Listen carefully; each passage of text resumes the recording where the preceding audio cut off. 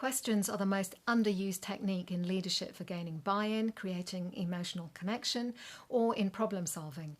I've seen questioning used to undermine confidence, interrogate people, and sabotage team cohesion. Leaders who use questions this way are in fact self-sabotaging and breaking down team culture, which is a shame because when used well, questioning can be a deeply rewarding approach to growing people, managing risks, and building loyalty.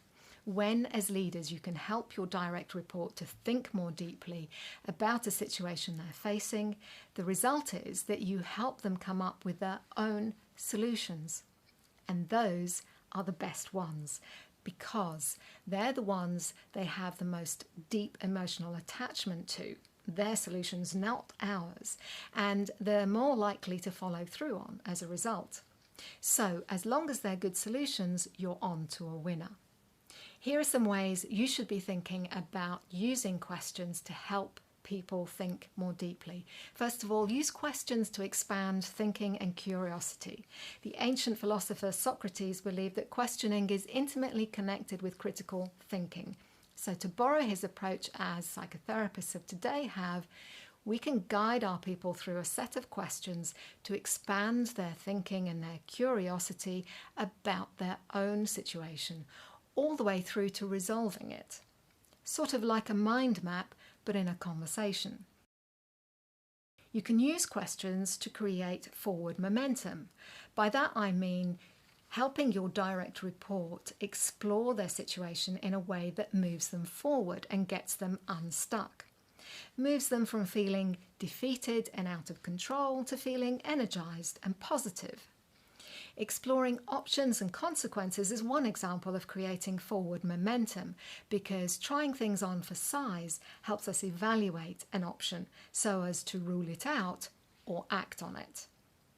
As well as being spontaneous in conversations and responding to what your direct report is saying and thinking, it's important that you keep your questions succinct.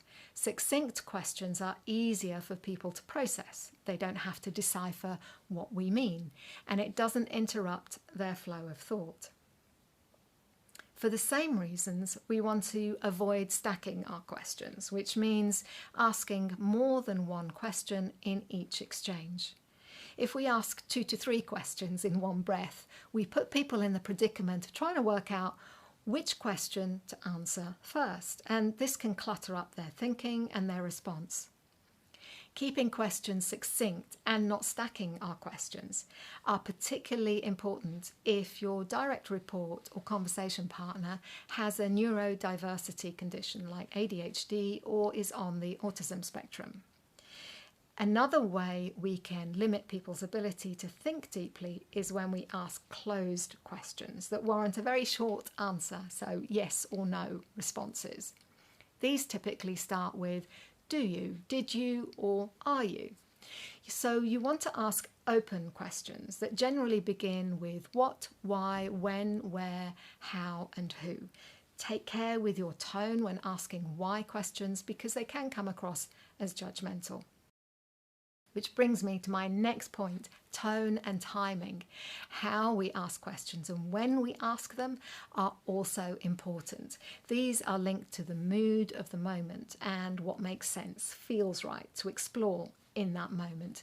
So be thoughtful and intentional in your tone and timing.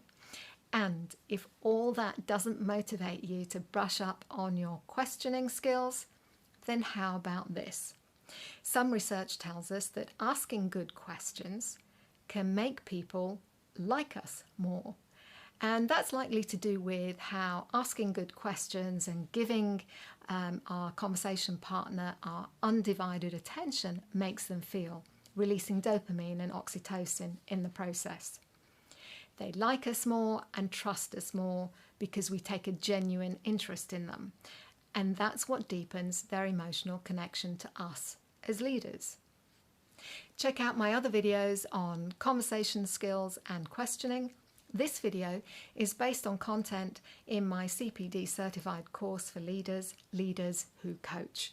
If you'd like to learn more about it, visit betterconversations.co and check out the first link, Leaders Who Coach. And while you're there, why not sign up for my weekly newsletter, Better Conversations This Week?